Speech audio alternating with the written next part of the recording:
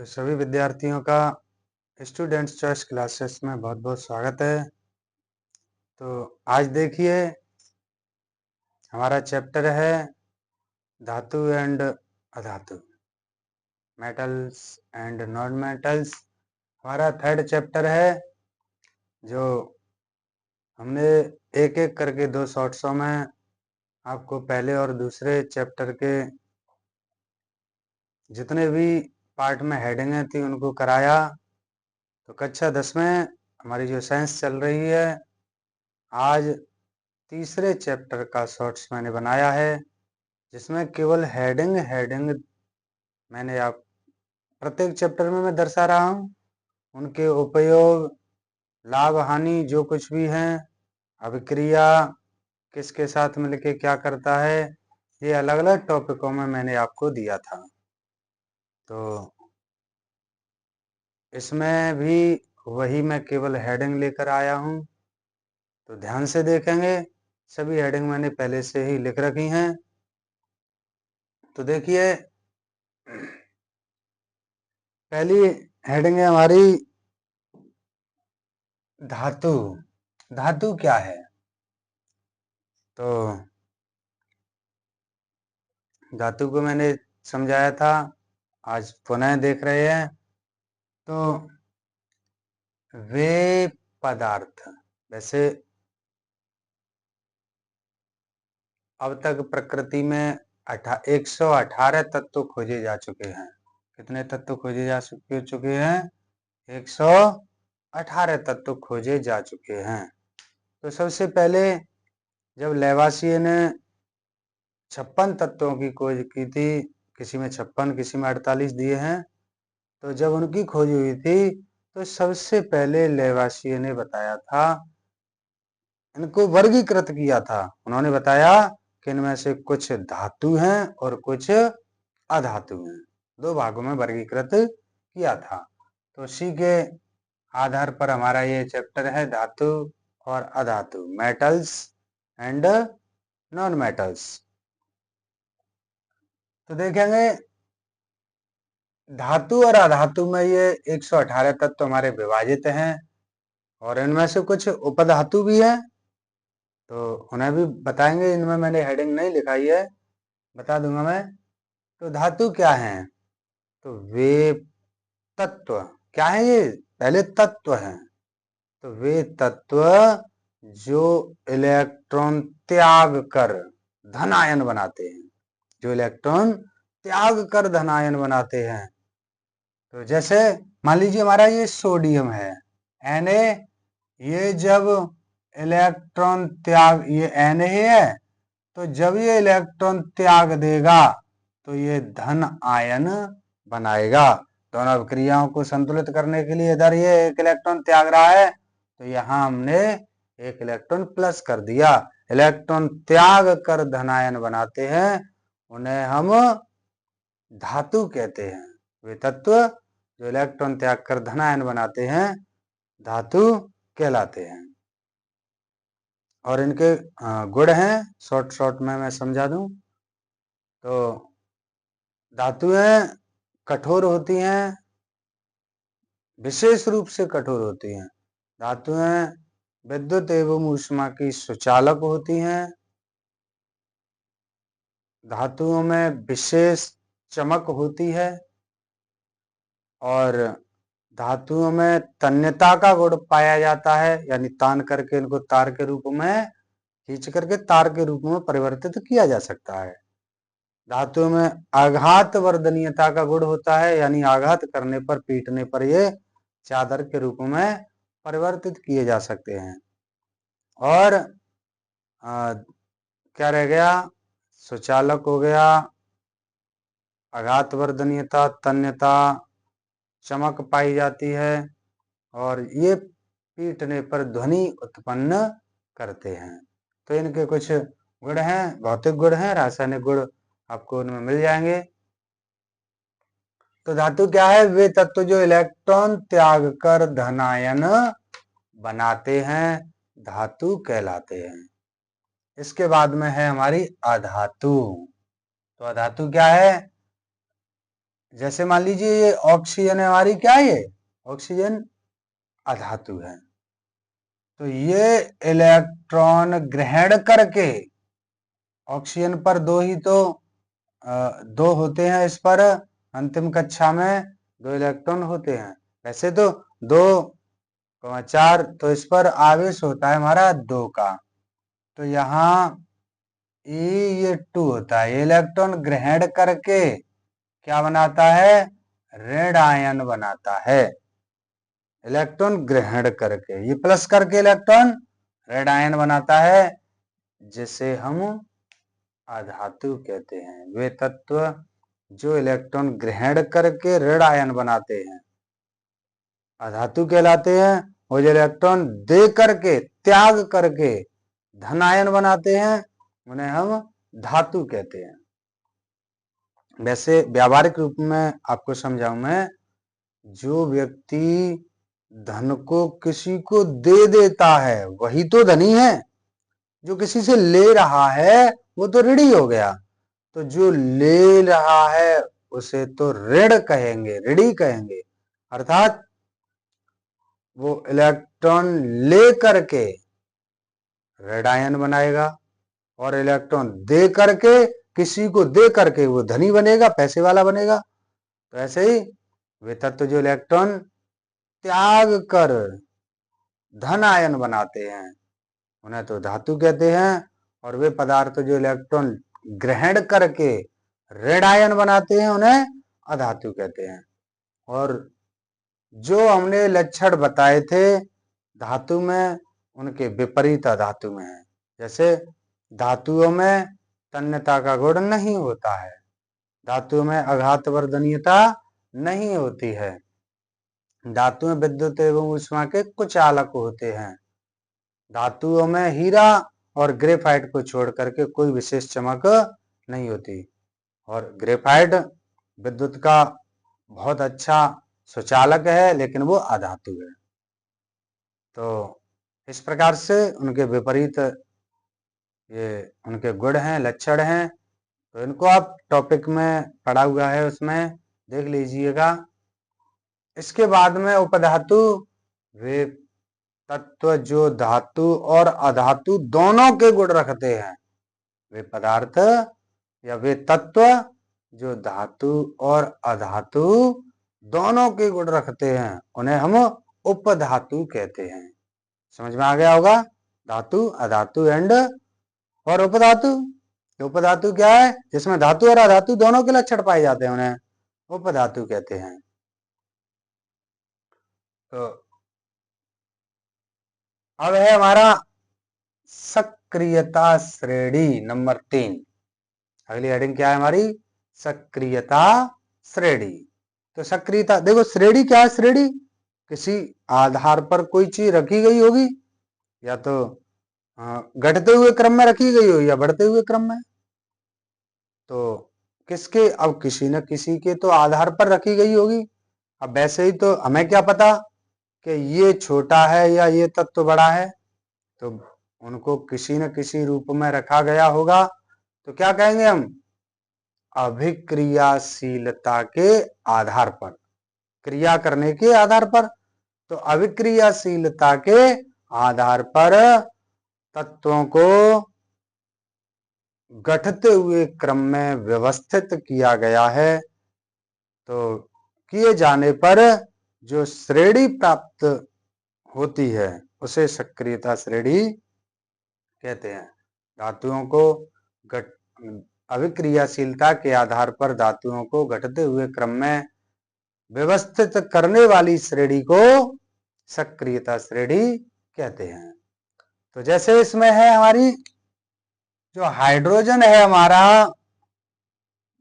Hydrogen इससे ऊपर की ओर तो है हमारे के, Na और Ca, पोटेशियम, सोडियम और कैल्शियम, ये बढ़ते हुए क्रम में, यानी उच्च क्रियाशील धातु कहते हैं, उच्च क्रियाशील तत्व कहते हैं। और हाइड्रोजन से नीचे की ओर है हमारे सोना, प्लेटिनम, तो ये है हमारे निम्न क्रियाशील, निम्न, हाइड्रोजन से ये नीचे है, और हाइड्रोजन से ऊपर क्या है हमारे, पोटेशियम, सोडियम और कैल्शियम। तो ये क्या है, हमारी सक्रियता श्रेणी है। सक्रियता श्रेणी क्या है, यहां हम घटते और बढ़ते क्रम दोनों को भी कह सकते हैं।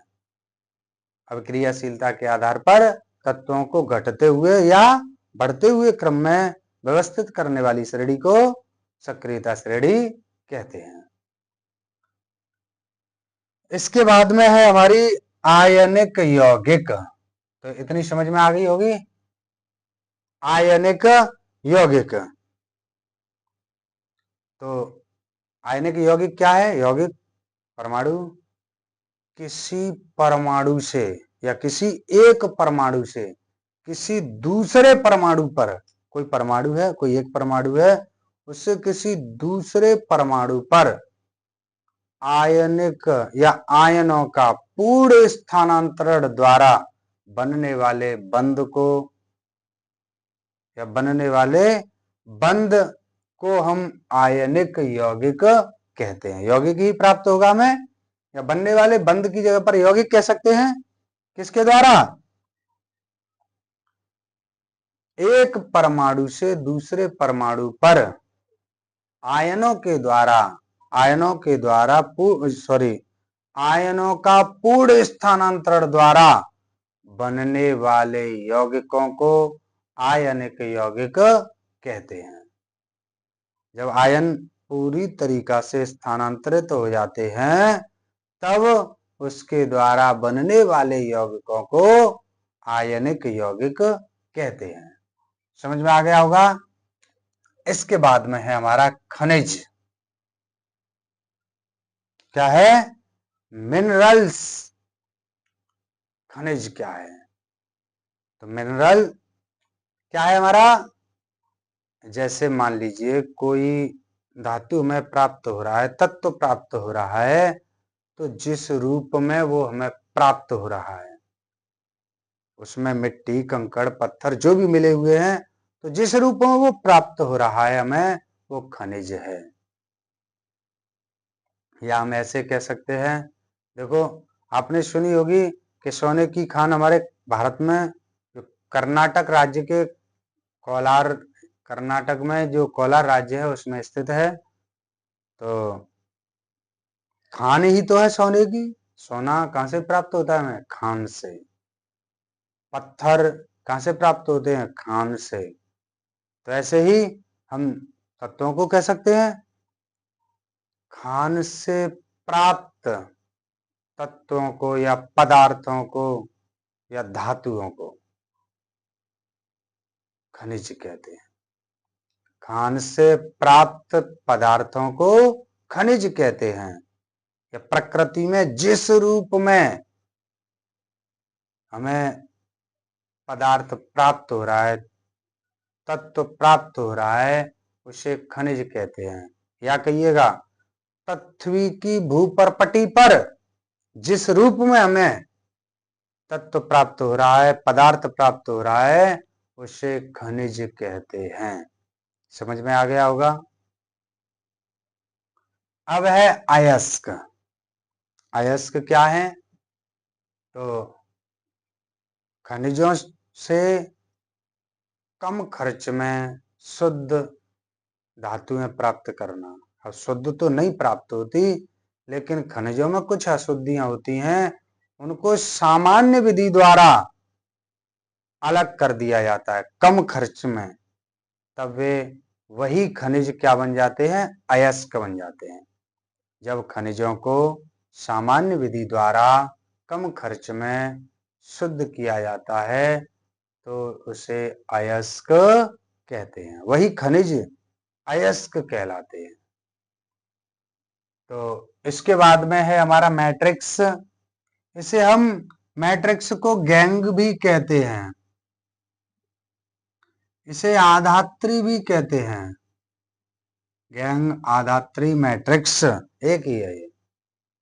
तो क्या है, धातुओं में, खनिजों में, अयस्कों में कह सकते हो मिट्टी, कंकड़, पत्थर आदि अशुद्धियां होती हैं। इन अशुद्धियों को गैंग, मैट्रिक्स और क्या कहते हैं? आधात्री कहते हैं। गैंग भी नहीं कहते हैं, मैट्रिक्स भी नहीं को कहते हैं, और आधात्री भी इन्हीं को कहते हैं। मैट्रिक्स हमारा इंग्लिश शब्द है, गैंग भी इंग्लिश शब्द है, आधात्री तो तीनों एक ही है। या में क्या?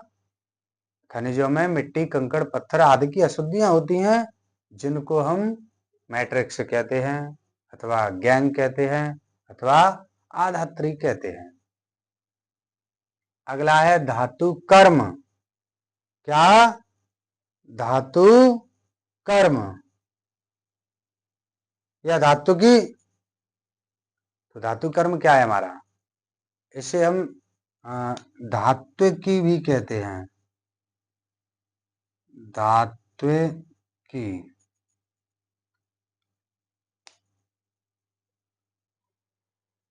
तो सुने, अब यहाँ हमारे ये मैट्रिक्स तो गंदगी को ही बता दिया, ये इससे शुद्ध करके ये बनी।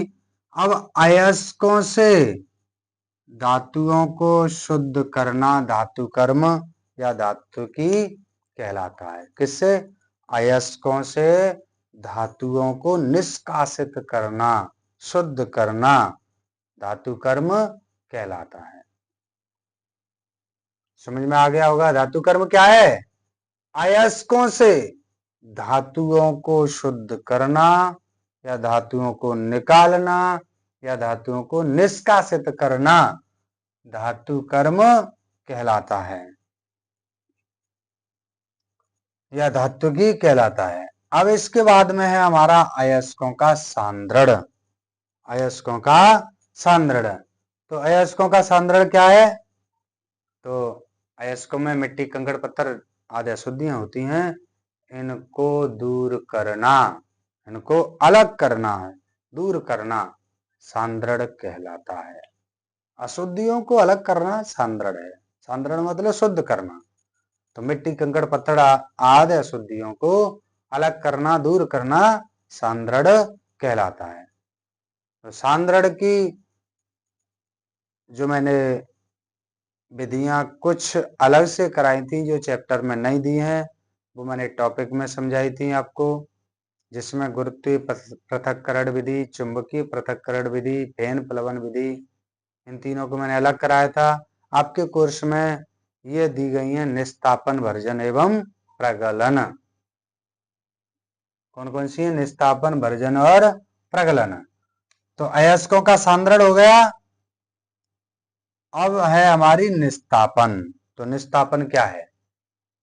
सांद्रित अयस्क को, ये सांद्रण हो चुका है अयस्कों का, तो सांद्रित अयस्क को वायु की अनुपस्थिति में, वायु नहीं होनी चाहिए निस्तापन विधि में, वायु की अनुपस्थिति में गलनांक से नीचे उच्च ताप पर गर्म करने की विधि या गर्म करके शुद्ध करने की विधि निस्तापन कहलाती है। इसमें वायु की उपस्थिति बिल्कुल नहीं है। वायु की अनुपस्थिति में सांद्रित अयस्क को गलनांक से नीचे, गल नहीं पाए, उच्च ताप पर गर्म करके शुद्ध करने की विधि को निस्तापन कहते हैं। इसके बाद में है हमारी भर्जन। तो भर्जन क्या है? ये भी है सांद्रित अयस्क को, सांद्रित अयस्क को चाहे तो अकेले या उनके अन्य पदार्थों के साथ, उसी के पूरक पदार्थों के साथ वायु की सीमित मात्रा में, वायु की पूर्ण मात्रा में नहीं, सीमित मात्रा में गलनांक से नीचे उच्च ताप पर गर्म करके शुद्ध करने की विधि को भर्जन कहते हैं। समझ में आया? सांद्रित अयस्क को वायु की सीमित मात्रा में या तो अकेले या उनके अन्य पदार्थों के साथ वायु की सीमित मात्रा में गलनांक से नीचे उच्च ताप पर गर्म करके शुद्ध करने की विधि को भर्जन कहते हैं। इसके बाद में है हमारी प्रगलन। कौन सी? प्रगलन। तो प्रगलन निस्तापन और भर्जन से प्राप्त, अब ये तो शुद्ध हो गया, इनके बाद में उसी अयस्क में कोक मिला करके शुद्ध करने की विधि को, कोक मिला करके वायु की उपस्थिति में शुद्ध करने की विधि को क्या कहते हैं? प्रगलन कहते हैं। यहां तक समझ में आया? क्या कहते हैं? प्रगलन। इसके बाद में है हमारा गालक। क्या है? गालक। तो देखो गालक में क्या है, यहां तक सभी समझ में आ गए? यहां तक समझ में आए? एक बार पुनः रिपीट करें। इलेक्ट्रॉन त्याग कर धनायन बनाते हैं, धातु कहलाते हैं वे तत्व जो इलेक्ट्रॉन ग्रहण करके ऋणायन बनाते हैं, अधातु कहलाते हैं। अभिक्रियाशीलता के आधार पर धातुओं को घटते हुए या बढ़ते हुए क्रम में व्यवस्थित करने वाली श्रेणी को क्या कहते हैं? हम सक्रियता श्रेणी कहते हैं। इसमें आयनिक आयनों का पूर्ण स्थानांतरण द्वारा बनने वाले यौगिकों को क्या कहते हैं? हम आयनिक यौगिक कहते हैं। खान से प्राप्त अयस्कों को खनिज कहते हैं। खनिजों से सामान्य विधि द्वारा कम खर्च में शुद्ध करने की विधि अयस्क कहलाती है।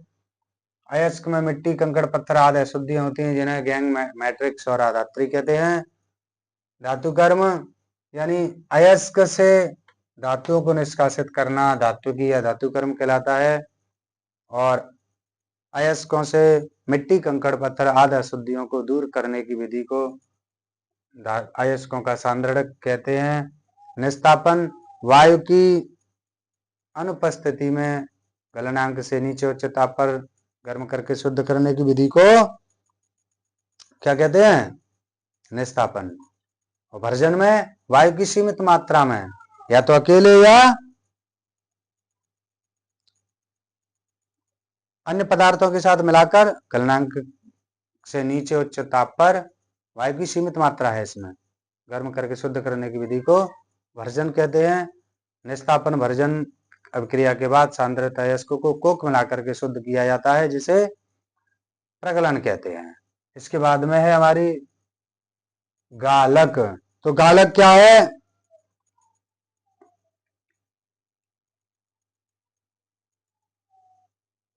तो गालक वे पदार्थ जो अयस्कों के साथ गल करके अशुद्धियों को दूर कर देते हैं।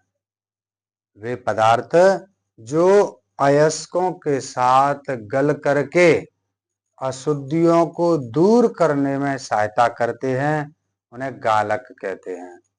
और जो पदार्थ अशुद्धियों के साथ गल करके अलग हो जाते हैं उन्हें कहते हैं हम धातु मल।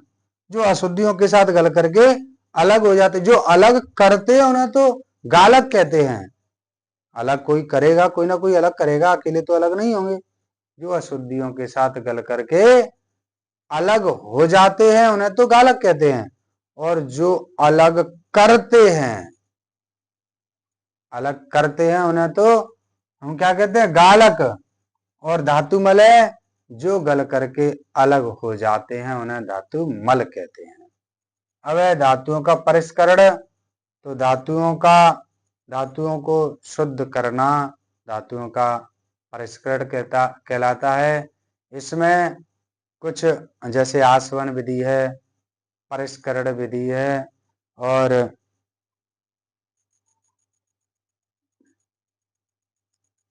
ये द्रवण विधि है। इन विधियों से धातुओं को विद्युत अपघटन विधि है। तो यानी ये निस्तापन भर्जन सांद्रण के बाद धातुओं का शुद्धिकरण, धातुओं का परिष्करण कहलाती है, जिसमें विद्युत अपघटन विधि, द्रवण विधि, आसवन विधि ये विधियां शुद्ध करने के लिए उपयोग में लाई जाते हैं, जो धातुओं के परिष्करण की विधियां कहलाती हैं। इसके बाद में है हमारा मिश्रातु। क्या है हमारा? मिश्रातु या मिश्र धातु भी कहते हैं इसे। मिश्रातु या मिश्र धातु।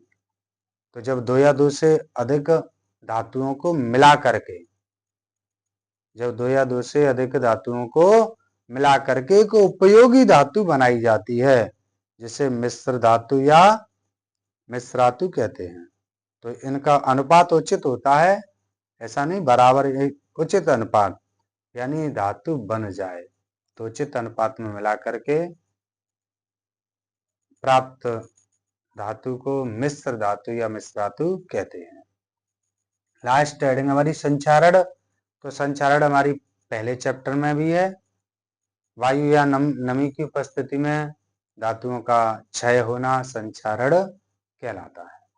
तो इतनी हमारे तीसरे चैप्टर में हेडिंग थी, तो जिनको मैंने एक एक करके आपको समझाया, आप वीडियो को दोबारा तिबारा जितनी बार देख सको उतनी बार देख करके इनको याद जरूर करिएगा। अगर लॉन्ग टाइप में समझना है तो हमारे टॉपिक हैं, टॉपिक पड़े हुए हैं, उनको आप देख सकते हो। और ये मैंने आपको केवल याद कराई हैं, न कि मैंने लिखनी है। तो आप टॉपिक में जाइएगा, याद करने के लिए हमारे ये शॉर्ट्स हैं, तो आप इनको कुछ समय में पूरे चैप्टर को देख सकते हो। तो सभी विद्यार्थी विशेष रूप से समझें, सभी अपने साथियों को, अपने रिश्तेदारी में जहाँ कहीं भी कक्षा 10 में 9th में विद्यार्थी पढ़ रहे हैं उनको शेयर करिएगा। और जो हमारे चैनल पर नए हैं वो सभी सब्सक्राइब जरूर करिए और कमेंट करिए, लाइक करना बिल्कुल मत भूलिए। और जो चैनल सब्सक्राइब कर रहे हैं वो उसके बेल आइकन को दबाना तो भूलिएगा मत, क्योंकि जो भी मैं वीडियो डालूंगा उसकी नोटिफिकेशन बहुत जल्दी आपके पास होगी और आप उस वीडियो का लाभ उठा सकते हो। तो इस वजह से सभी विद्यार्थी देखते रहिए। आज के लिए बस इतना ही। कल हमारा अगला चैप्टर 4 है, लास्ट चैप्टर है इस 2026 के अनुसार। तो उसकी टॉपिक और आएगी, इसके बाद मैं फिजिक्स से शुरू करूंगा, भौतिक विज्ञान जो है उसे शुरू करूंगा।